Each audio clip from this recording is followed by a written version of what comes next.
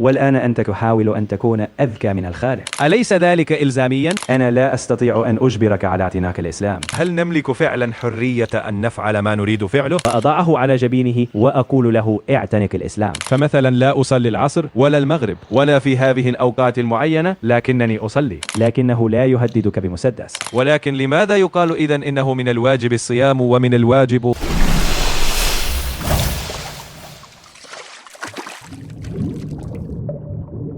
مساء الخير سيدي، اسمي بول وأنا طالب. لدي شك وأعتقد أن معظم الناس لديهم هذا الشك أيضا. لقد تحدثت بالفعل عن الإرادة الحرة وأمور مثل ذلك، لكن لدي تساؤلات حول ما هي الإرادة الحرة، وهل نملك فعلا حرية أن نفعل ما نريد فعله؟ وكما ذكرت الآية من القرآن سورة البقرة الآية 256: لا إكراه في الدين قد تبين الرشد من الغي. إذن أنا أبحث عن الحقيقة والحقيقة ستحررني، أليس كذلك؟ وهذا ما جاء في إنجيل يوحنا الإصحاح 8 الآية 32. صحيح. أنا لست بارعا مثلك في الاستشهاد بالنصوص من الإنجيل والقرآن. أنت جيد، لكنني فقط أريد أن أعرف هل لدينا إرادة حرة فعلا؟ وما هي الإرادة الحرة؟ وعندما يقال لا إكراه في الدين، فما المقصود بالإكراه هنا؟ أعني لست متأكدا إن كنت قد اقتبست الآية خارج سياقها، لأنني لا أعرف ما الذي قبلها وما الذي بعدها. أصدقائي لم يستطيعوا أن يشرحوا لي السياق الكامل، وربما علي أن أقرأه بنفسي. وعندما تقولون إنه لا يوجد إكراه، فهل المقصود أنه لا يوجد إجبار على القيام بأشياء مثل الصلاة 5 مرات يوميا؟ أليس ذلك إلزاميا؟ الأخ لديه سؤالان. السؤال الأول: ما هي الإرادة الحرة؟ وكما جاء في إنجيل يوحنا 8:32: اطلبوا الحق والحق يحرركم. هذا ما قاله المسيح عيسى عليه السلام، وهو أيضا يستشهد بالقرآن مثل سورة البقرة الآية 256. ما شاء الله، إنه يقارن بين النصوص، وهذا أمر رائع. لقد قال إنه يبحث عن الحقيقة، وأنا أدعو الله أن يجعل تلك الحقيقة تحررك. أشكرك. أما بالنسبة للإرادة الحرة، فالإرادة الحرة تعني أنك تستطيع أن تفعل ما تريد. فعلى سبيل المثال، اليوم أنا أريد أن أدمر العالم كله، هل أستطيع فعل ذلك؟ يمكنني أن أحاول، لكنني لن أنجح. هل تفهم؟ الإرادة الحرة تعني ما هو ضمن قدرتك. كل ما هو ضمن قدرتك يمكنك أن تفعله.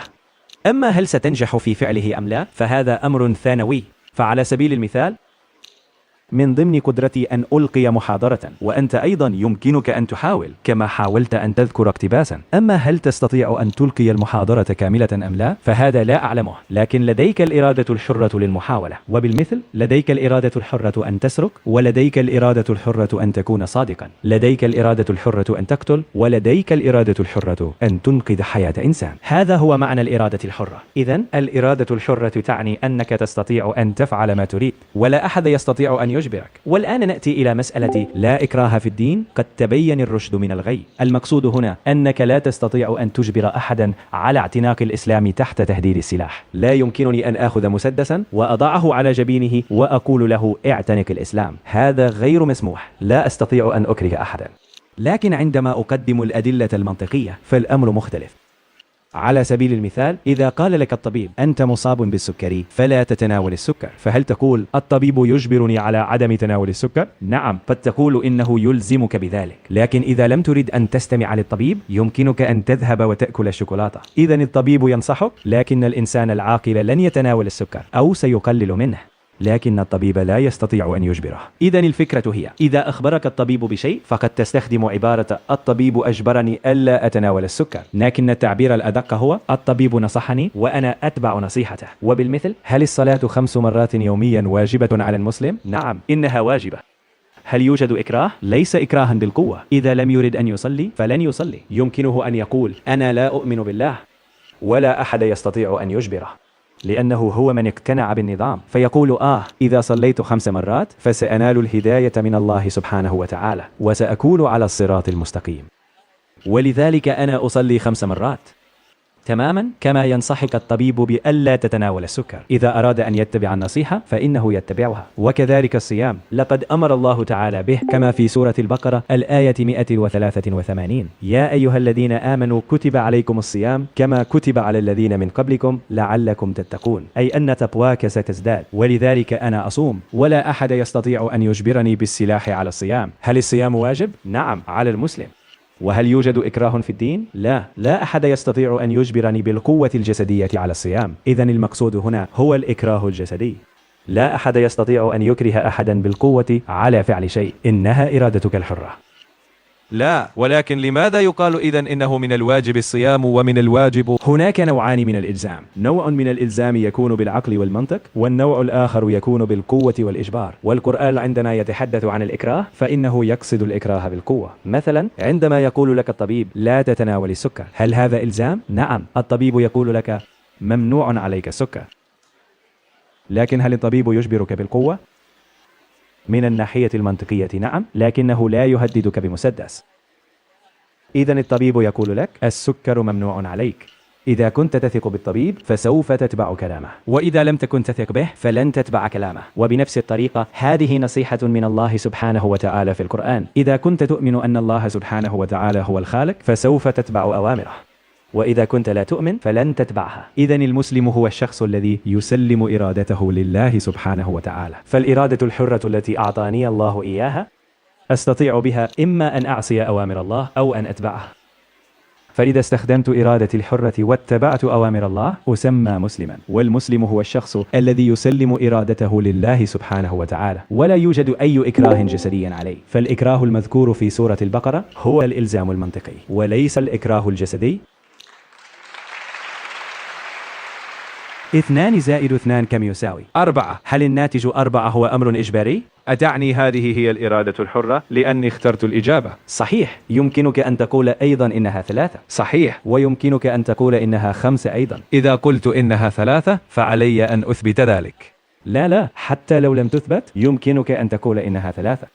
لم أفهم يا سيدي. يمكنك أن تقول إنها 3 حتى بدون إثبات. هل يستطيع أحد أن يفعل لك شيئا؟ لكنهم سيقولون إنه لا يعرف الرياضيات. وما المهم في ذلك؟ لكن هل يمكنك أن تقولها أم لا؟ نعم، لأن هذه إرادتي. صحيح، وهذه هي الإرادة الحرة. الآن بدأت أفهم. لكن إذا قلت 3 فسيقول الناس إنك لا تعرف الرياضيات. إذا قلت إن 2 زائد 2 يساوي 4 فهذا ليس إكراها بالقوة. وبنفس الطريقة إذا صليت 5 مرات يوميا فأنت مسلم، وإذا قلت لن أصلي 5 مرات فأنت لست مسلما. الأمر بسيط. إذن هذا نوع من الإلزام القائم على العقل والمنطق. وكما قلت أنت إن 2 زائد 2 يساوي 4 أمر ملزم. لماذا؟ لأنه بالنسبة للشخص الذي يعرف الرياضيات فهذا أمر واضح. أما الشخص الذي لا يعرف الرياضيات فقد لا يقول إن 2 زائد 2 يساوي 4، قد يقول إن 2 زائد 2 يساوي 5، أو إن 2 زائد 2 يساوي 6. إذن هذا إكراه بالعقل والمنطق والإيمان والاعتقاد وليس إكراها بالقوة. أتمنى أني قد أجبت عن السؤال. لا، أعني لماذا أنا؟ كي تسأل سؤالا جديد عليك أن ترجع إلى الطابور. هل لديك سؤال جديد؟ لا، ليس سؤالا جديدا، لكن هل أجبت على سؤالك أم لا؟ نعم يا سيدي. هل لديك سؤال جديد؟ نعم. لا مشكلة، يمكننا الإجابة. حسنا، ما أقوله هو أنت الآن تقول إنه يجب علينا أن نصلي 5 مرات، لكن إذا أنا قلت سأصلي 10 مرات ولكن ليس في أوقات الصلاة المحددة، فمثلا لا أصلي العصر ولا المغرب ولا في هذه الأوقات المعينة، لكنني أصلي وأصلي عندما أريد أن آكل قبل الطعام أو وأنا جالس أو واقف أو أمشي أو أجري.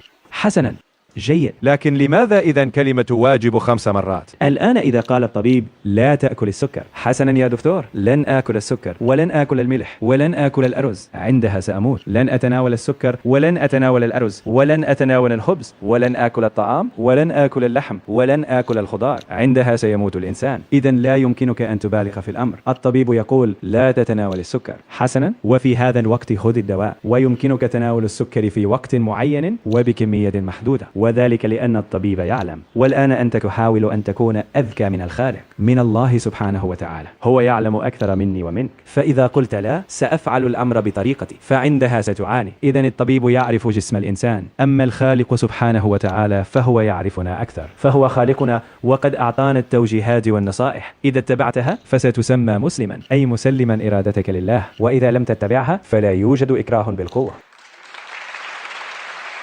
أنا لا أستطيع أن أجبرك على اعتناق الإسلام. أيمكنني أن أجبرك؟ لا، لأنني أمتلك الإرادة. صحيح، بإرادتك الحرة. بعض الناس أعجبهم جوابي فقبلوه، وليس من الضروري أن تقبله أنت أيضا، وغدا ربما تقتنع، فأنت باحث عن الحقيقة. سأسأل وأبحث وأتعلم. وعندما تقتنع تماما فأنت مرحب بك، لذلك أنا أنتظر اليوم الذي تقتنع فيه إن شاء الله.